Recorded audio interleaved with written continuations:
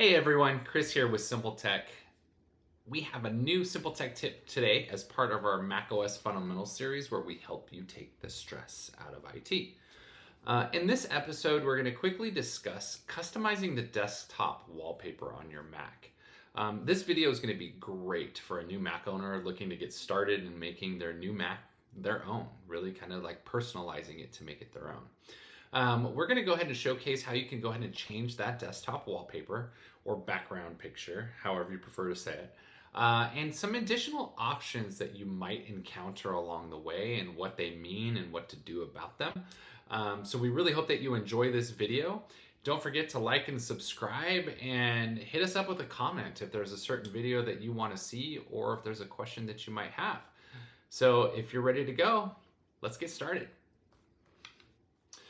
All right, so the first thing that we got to do is actually get to the wallpaper location where we can change it. So the easiest way to do that is to open up your system settings.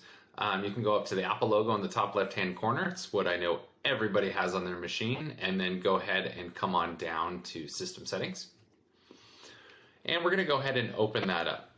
Now from in here, you can see there is a bunch of different options that we have, but first and foremost, let me kind of move a couple windows out of my way here. First and foremost, we're going to go down to wallpaper. So if we come down, you'd think that it'd be an appearance, but it's not. But we come down to wallpaper here. So you can see it's in this, fourth tier of options here. So you can see I'm running an LG monitor. The lake is my current background and it's dynamic. So some pretty cool stuff that we could talk about here. So the first ones that we have are dynamic desktops. So you can see we can kind of scroll through. Ones with the little cloud here that you see in the top right hand corner, those are not currently downloaded and installed on the computer. It'll do that if you choose to use that option. In my particular case, I am using the lake, which is this one here. Now, a dynamic desktop essentially is that these pictures will change gradually throughout the course of the day based upon your current location, so the time of the day. So what's really, really cool about these is just the effect and the color that it gives on the screen while it's going through that. So, like at sunset time, the picture might be a little bit warmer, like that orange warm hue you get of a sunset, right? So is going to be what's going to happen to that desktop picture. And that's what all these little line colors are in these dynamic desktop images, is just kind of like the certain points of the day in which that color will change and kind of what it'll look like. Now, location services does need to be turned on for this. So if you haven't turned on your location services, you can find that in your privacy and security settings, and you're going to want to turn that on because, again, it does it based upon your location and the certain type of day that it is. Now, one of the things that you have to kind of keep in mind is if you did decide to go dark mode for your computer's appearance at the beginning, and that's where you come to appearances here. If you chose dark mode up here at the top, I'm dragging the window instead. But if you chose dark mode here, which is this middle one, what's going to happen is that it's only going to use the dark still image for that dynamic wallpaper. So I just recommend that you do auto.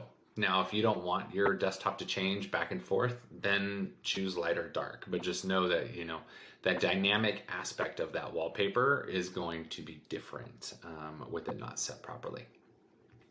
So then if we come down to, now we have light and dark desktops. So these are like 50-50s, right? So by day one way, by night another. So you can see some good examples here. These other ones are a little harder to tell the difference, but some good examples here now, what it will look like during the day and what it'll look like at night. So day is the left, night is the right.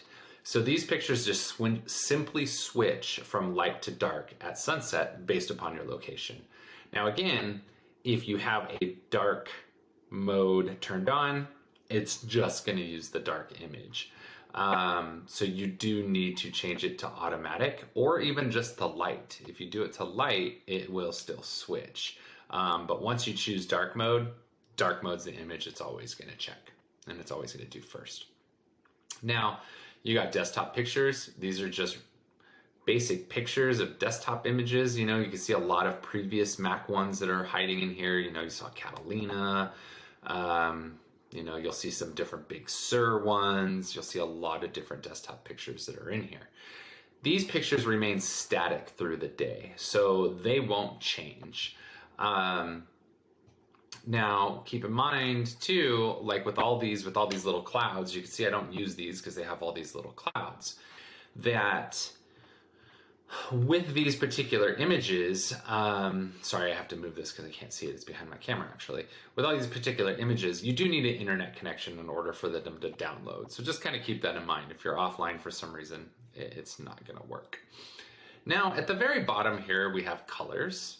So you can have it auto-rotate through colors. It could just be a solid color background. I know a lot of photographers who use just a gray scale background. I don't know a ton about photography, but I do know that gray color, it just kind of helps with editing, finding true points of color and things along those lines. I'm sure some photographers, if they're watching this, will probably chime in and correct me on something I said wrong. Feel free to do so. But that could be a good use of it, or if you just want to see the color change throughout the day. And it's usually like this gray one right here that I see a lot of photographers use. Now, at the bottom, you could add a folder. So maybe you have a folder with a bunch of pictures in it that you would like to choose as your own, or you could add a photo library. So you can see here for photos, people, I have people in my photos library. So me, my son, and anybody else. I don't have any shared albums or anything created in there, or you could do add a folder, and then it's going to say, hey, where on your computer, is this folder located, and where, what pictures can we pull from there? And so if they're in there. Now, another thing that you could do is come down to this very bottom one here and choose photos. What that will access is your photos library when you click add photo, and then you could choose, a specific image that you're looking for. So here's some of the recent pictures that I've taken, and you can access a photo that's in there, or an album or something along those lines. So that is a quick rundown of the desktop wallpaper. So it is pretty cool to use the dynamic ones. It's neat to watch those shift throughout the day. A lot of people, like to choose add photo or add a folder. So if you have your own photos that you want to use, by all means that you can. A couple other quick tips too, if you wanted them, is you can always drag and drop an image that you have. If you just want one particular image, say it's on your desktop, just drag it and drop it up here into this top part of the window, and it will change your desktop picture there. So that is a quick, easy way to do it. If you know that the photo that you already have, you just want to add to it. So I hope you like this video. Again, great for the starter on a Mac, how to customize your wallpaper so that way you can kind of start making it your own. Please don't forget to like, subscribe, do all the things, leave us a comment if there's anything that you would like to see or any questions that you have. Throw it out there. We will answer it into that universe as soon as we have an opportunity. But until then, thank you for watching. This was Chris with Simple Tech, where we help you take the stress out of IT, and we'll see you again soon.